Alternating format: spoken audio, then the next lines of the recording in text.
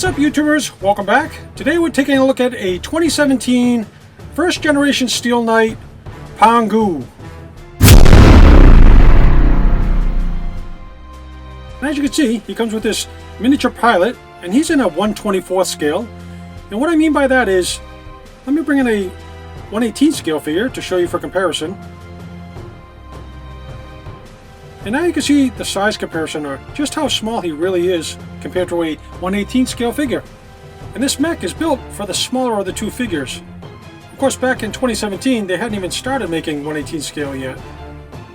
And don't let his small size fool you. Just like the 1/18 scale figures with the impressive amount of articulation, this guy has the same amount of articulation as well. Let me bring him in close so you can see all the wonderful sculpt and design they actually accomplished on something this small. You can see all the great design on the backpack, on his back. He has shin guards, and flipping him around you can see all the great sculpt work on the front of his chest. He comes with this great looking rifle. Again, impressive detail for a scale so small. He also has this removable helmet. I'm not going to get into all the articulation, but take my word for it, this little guy has all the articulation you would want. It matches all the articulation for the 1/18 scale Joy Toy figures, and he has more articulation than some of the modern G.I. Joe figures and other figures out there on the market today. His thigh swivels, double knee bend, his ankles move. Absolutely incredible amount of articulation. And for Joy Toy to get such an amazing amount of detail and movement in a figure this big really impresses the heck out of me. So, absolutely fantastic figure. Okay, let's take a look at PANGU right now and all his accessories. And he comes with this absolutely huge Gatling type gun. It's black with a silver wash, has a red canister with some hoses back here. And I could just imagine this thing spinning around, spilling out all sorts of ammunition. Looking at this side, you see all the great detail here with the handle. And here's the trigger. And I have to tell you guys, this thing is pretty big.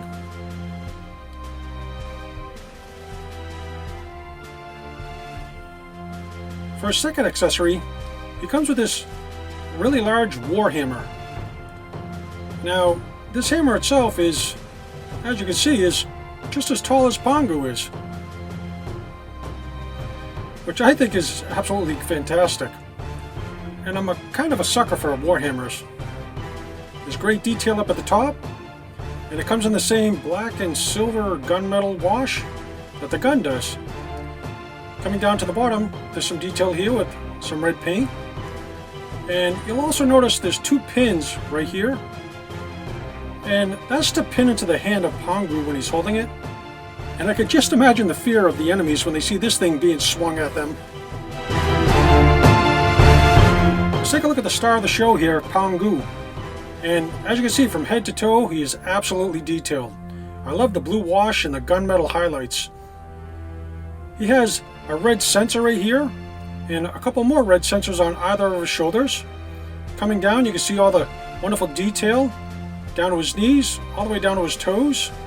Just enough weathering and wash to bring out all this great sculpt work. And I have to tell you, with this in hand, he's really thick and chunky, and I'm not afraid to break him. Turn him to the side, you can see all the great detail here as well. He's got number 8790 on his pauldron, a PG up on his, I guess, backpack, and here's the Steel Knight symbol. Coming down to his elbow, this is actually articulated, so this moves out of the way. Down his legs, down to his shins, and all the way down to his feet. Detail everywhere. Spinning him around to the back, you can see all the great detail back here. Got some red highlights up here. All sorts of mechanical looking devices. There's a couple of boosters right here, and some more vertical boosters. Down to his backside there's detail. Back of his kneecaps, there's dual pistons, and there's actually some more rockets or boosters on his calves. Looking at the right side, you can see he has the same Steel Knight symbol up top here And a little bit of paintwork on top of this pauldron. Down to this elbow, this is also articulated. And spinning them back around to the front, give you an opportunity to see just how beautiful this mech really is.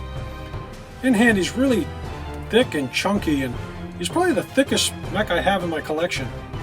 I have no fear of moving him around or fear of breaking him. Let's move on to the articulation of this mech and see what this giant can do. We'll start with the head. And this centers on a ball joint, so this rolls around really freely. You can look left and right, up, down, no problem at all. Let's come over to his shoulder. This pauldron, like I said earlier, is articulated, so it moves out of the way. Same thing with the elbow guard. This moves out of the way if we need to. If I slide this up, you can see the actual ratchet joint right here. And it ratchets up and it ratchets down. Spins 360 degrees if we need to. Same thing with the elbow. There's a ratchet joint right here. And you can get a good 90 degrees. And that also spins 360 degrees, but it is hindered a little bit with this elbow pad. Let's come down to his wrists. These are on a ball joint and a pivot system, and they rotate 360 degrees and up and down. And his thumb is articulated, so that opens up. And these three fingers are molded together, so they open and close together.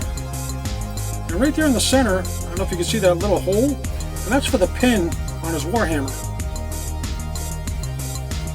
Moving on to his waist, this is actually on a ball joint, so this moves around really freely. You can look left and right. There's a lot of range right there. Now coming down to the legs, you can see that the thighs are on a ball joint, so these go in and out. Coming down to the knee, let's get his arm up out of the way, and this only clicks up one click. So this is pretty limited, but that's alright. And this moves up and down on his shin guard. And let me flip it around so you can see in the back. He also has a gear back here, so he can go back this far, forward this far, almost like a dog leg or a chicken leg. And down to his feet, there's another soft ratchet. This goes up and down. And of course this spins, and so does in his calf right here. He can kick really far forward, and he can kick really far backwards as well. So really great range of motion for the legs. Let's come around to the back. On this particular mech, this is all solid. This is all in place and nothing moves. And coming back around to the front, this hatch right here opens up. And so does the top. And now you can get a really good look at all the wonderful detail inside the cockpit. Some paintwork on the inside, and the same as this side as well. You can see the brown painted leather chair. Let's close it up.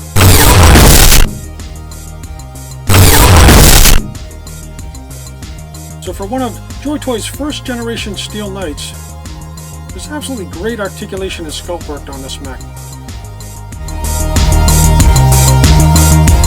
With PANGU right here dead center of the screen, I'm going to bring in some of the other mechs I have for size comparison. Now here's one of the most recent mechs that just came out. And you can see, this particular mech is a lot shorter than PANGU. And let me grab the Freeman mech, the 1/18 scale Freeman mech. And believe it or not, he's actually a little bit shorter than PANGU too. So he's actually one of the taller mechs I have in my collection. And for something that came out in 2017, he fits in really well with all this modern style and design. And I really like his simplistic armored look. Now granted, these other mechs are beautiful, but there's just something about PANGU that's really simple, and it kind of reminds me of a walking tank. And this gives us a nice comparison, and his design to me is timeless.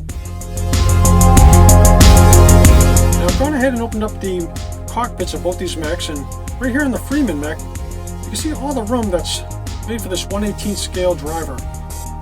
And the same over here. This is actually a lot thinner to accommodate, of course, the 1/24 scale figure. Now, if you're wondering if this 1/18 scale pilot can fit in here, I have to tell you, he cannot. He's just a little too wide and just a little too tall. But looking at my entire collection, there's got to be a 1/18 scale figure that could fit in PANGU. So I thought, maybe a 1/18 scale female figure. I'll get this out of the way so you can see the height difference. And even though she is a little shorter, she still doesn't fit. But then I looked at my G.I. Joe collection, and believe it or not, I find Lady J. This is the 50th anniversary Lady J. And she's one of the shortest, if not the shortest, G.I. Joe figure I have. And I can tell you, this body does fit in PANGU. And just to show you a size difference, she's just a little bit shorter than the female Joy Toy figures and a lot shorter than the male Joy Toy figures. And just to shave off a little bit more height from Lady J, I want to go ahead and take her head off and find a head that doesn't have a molded hat on it. So let me grab this head. This is a Star Wars head from the Han Solo movie. And as you can see, that shortened the figure up just a little bit more. And if I pose her correctly, I can actually get her into PANGU. But let me get all these figures out of the way first before I knock them over 15 times on camera. And let me position her correctly and see if we can't get her in the pilot seat. So if you position her correctly in the seated position, let's close these up. As you can see, she does fit. So to feed our curiosity, if you find the proper 1/18 scale figure that's just the right height, you can get them in there. Now the Lady J figure to me is a perfect fit because she kind of has a pilot's uniform on anyways. And there's just enough bend and articulation in this figure that I can actually get her seated in there pretty comfortably. Let's close this up. And as you can see, no problem at all. So I hope that answers some of your questions out there if you were curious on whether or not your modern figures can fit in some of these older mechs. Again, it's based on the size of the mech, the size of the figure, and a little bit of thinking on your end. You might just be able to pull this off. Well, this has been my look at the 2017 Steel Knight's first generation PANGU figure. From his absolutely fantastic 1/24th scale pilot, who's super articulated and detailed, to of course the incredible detail from head to toe on PANGU himself. I'm really happy to have him in my collection. If you want PANGU in your collection, he is a little hard to come by, but if you're diligent and continue to watch the aftermarket, you might just luck out. And I have to say, between his accessories, that Warhammer just does it for me. If you have the means, go find them. As always, I'd like to thank you for watching. And if you like what you see, join the community and hit that subscribe button. And remember, help a fellow collector out and share your knowledge.